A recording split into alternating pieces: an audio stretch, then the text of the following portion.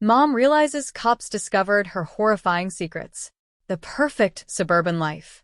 Susan Parker appeared to have it all: a loving husband, two beautiful children, and a pristine home in a quiet, affluent suburb.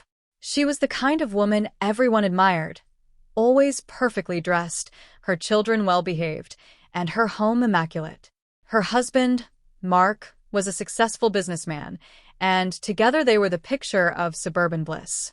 But beneath this facade, Susan harbored a secret so dark that she had spent years perfecting the art of concealment. Susan's days were filled with routines that kept her mind occupied: breakfast with the kids, drop-offs at school, a morning run through the tree-lined streets, and then hours devoted to maintaining the house. To the outside world, she was just another devoted wife and mother, ensuring her family's life ran smoothly. However, the perfection she displayed was an intentional smokescreen, one that kept people from asking too many questions. Occasionally, Susan would catch herself staring out the window, lost in thought. Memories she tried so hard to bury would bubble to the surface, threatening to overwhelm her. Her childhood had been anything but idyllic. Raised in a small, rundown town miles away from her current life, Susan had endured years of neglect, abuse, and fear. Her parents, both addicts, had subjected her to horrors that no child should ever experience. By the time she was a teenager, Susan had learned to fend for herself, often in ways that left lasting scars. When she met Mark in her early 20s, he represented a way out. He was kind, successful, and most importantly, unaware of the darkness she carried. Marrying him was her chance to start anew, to erase the past and craft a future that was the complete opposite of the life she'd known. For years, Susan succeeded in doing just that, creating a life so far removed from her past that even she could almost believe it wasn't real. But the past has a way of catching up, and Susan knew it was only a matter of time before the cracks in her carefully constructed facade began to show. She had nightmares, vivid, terrifying dreams that left her gasping for breath in the middle of the night. In these dreams, she was back in that small town, a frightened child hiding in the shadows as her parents' rage consumed everything in its path. She would wake up drenched in sweat, her heart pounding, and the fear that everything she had built could come crashing down around her. One day, while Susan was sorting through old boxes in the attic, she found a photograph that made her blood run cold. It was a picture of her as a little girl, standing in front of the dilapidated house where she had grown up. In the background, barely visible, was a shadowy figure, a reminder of the horrors she had left behind. She had thought she destroyed all traces of that time in her life, but here it was, staring back at her. As Susan held the photograph, she felt a wave of nausea wash over her. She had worked so hard to bury her past, to keep it from contaminating the life she had built. But now, with this photograph in hand, the memories came rushing back with a vengeance. She knew she couldn't keep running from her past forever. It was only a matter of time before someone else uncovered the secrets she had tried so desperately to hide. Downstairs, the doorbell rang, snapping Susan out of her thoughts. She quickly shoved the photograph back into the box and made her way downstairs. As she opened the door, she was greeted by the smiling faces of her neighbors, the Johnsons, who had stopped by to invite her to a neighborhood barbecue.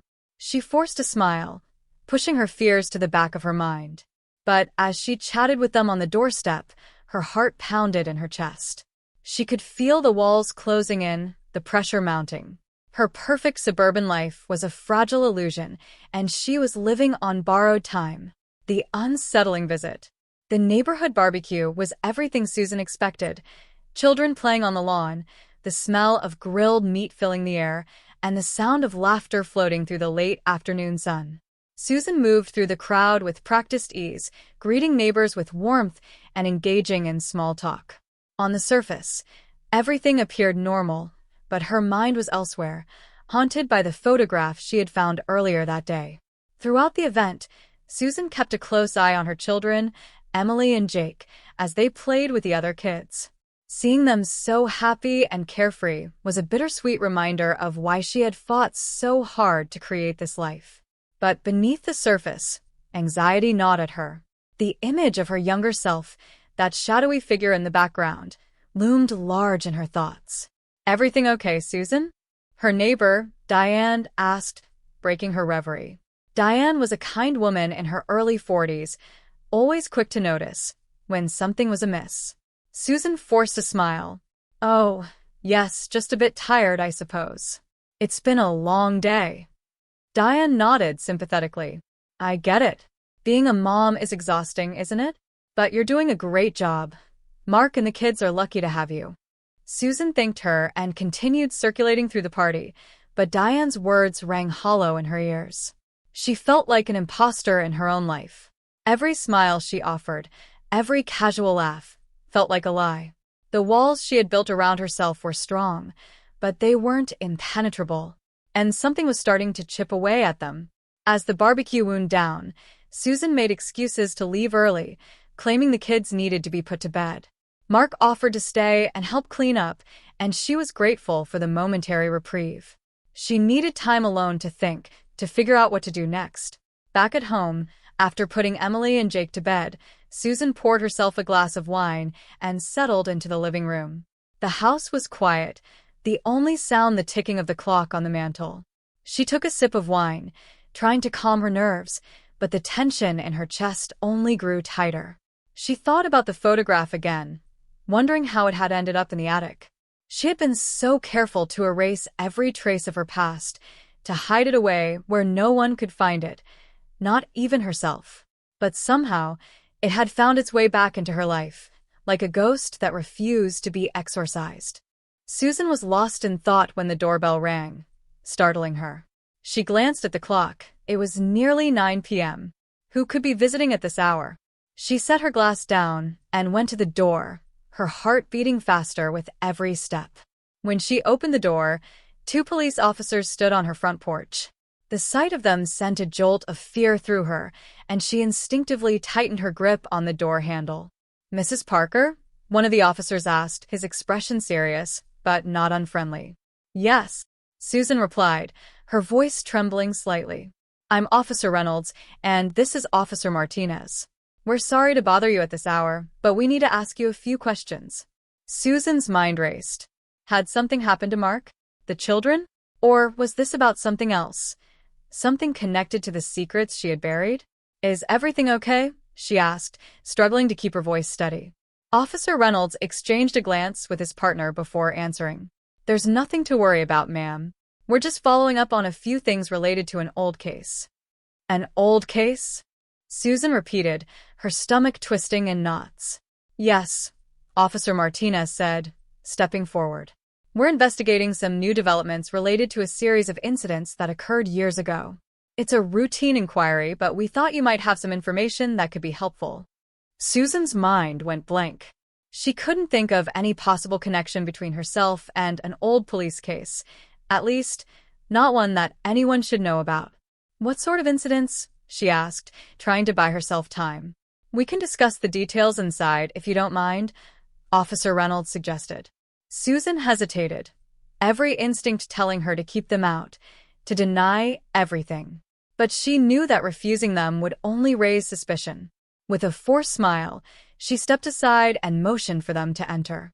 As the officers walked past her into the living room, Susan felt a cold sweat break out across her skin. She closed the door behind them, her mind racing with possibilities. They couldn't know the truth. There was no way. She had been too careful, too meticulous. But as she turned to face the officers, the certainty she had clung to for so long began to crumble. The walls were closing in, and Susan knew that whatever happened next, her life would never be the same. The crumbling facade. Susan watched as the 2 officers settled into the living room, their presence unsettling in a space that usually radiated warmth and comfort. The room suddenly felt smaller, the walls closing in as her anxiety mounted. She sat across from them, her hands clasped tightly in her lap to stop them from shaking. The photograph she had discovered earlier flashed to her mind, but she pushed it aside, focusing on the present. Officer Reynolds cleared his throat, breaking the tense silence. "We appreciate you speaking with us, Mrs. Parker. We're looking into a series of unsolved cases from over 20 years ago. These incidents occurred in a small town called Mill Creek. Are you familiar with it? Susan's breath caught in her throat. Mill Creek. The name alone sent a shiver down her spine. It was the town where she had grown up, the place she had spent years trying to forget. Her voice trembled as she replied, I haven't heard that name in a long time. I grew up there, but I left when I was 18. The officers exchanged another glance, this one more meaningful. We understand, Officer Martinez said, leaning forward slightly. We're looking into some suspicious deaths that occurred around the time you lived there. We've recently come across new evidence that might help us close these cases. We're hoping you might have some information that could assist us. Susan felt a wave of nausea wash over her. The room seemed to tilt, and she gripped the armrest of the chair to steady herself. She had spent years running from Mill Creek, from the memories that haunted her, and now it was all coming back to the surface. What kind of evidence? She asked, her voice barely above a whisper. Officer Reynolds hesitated before answering. We've received an anonymous tip that led us to believe there may have been foul play involved in these deaths. The individuals who died were all connected to the same family, your family, Mrs. Parker. Susan's blood turned to ice. She stared at the officers, her mind reeling. How could this be happening? She had buried the past so deep that even she had trouble recalling the details. And yet, here were two officers sitting in her living room, digging up the very secrets she had worked so hard to hide. I don't know what you're talking about, Susan stammered. My parents died in a car accident. That's all I know. Officer Martinez nodded, her expression sympathetic. We understand this is difficult for you, Mrs. Parker. But the evidence we've uncovered suggests there may have been more to their deaths than what was initially reported. We believe there were others involved, and we need your help to find out the truth. The room spun around Susan as the weight of the officer's words sank in. She had always known, deep down, that her parents' deaths weren't as simple as the official report claimed. But she had never allowed herself to dwell on it, too terrified of what she might discover if she did. Now, the truth was being thrust upon her, and there was no escaping it. I don't know what I can do to help, Susan said, trying to keep her voice steady. I haven't been back to Mill Creek in years. I don't remember much about that time. Officer Reynolds leaned forward, his tone gentle but firm. We understand, Mrs. Parker, but anything you can tell us, even the smallest detail, could be crucial. Did your parents ever mention anything unusual? Were they involved in anything that might have put them at risk? Susan's mind raced. Memories she had long since buried began to surface, hazy and fragmented.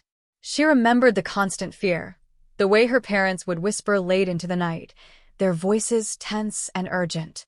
She remembered the strangers who had come to the house, their faces shadowed in the dim light, and the way her parents would shoo her away whenever they had visitors.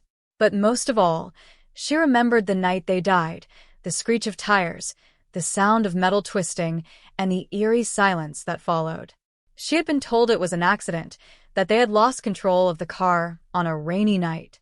But now, sitting in her living room, she wondered if there had been more to the story.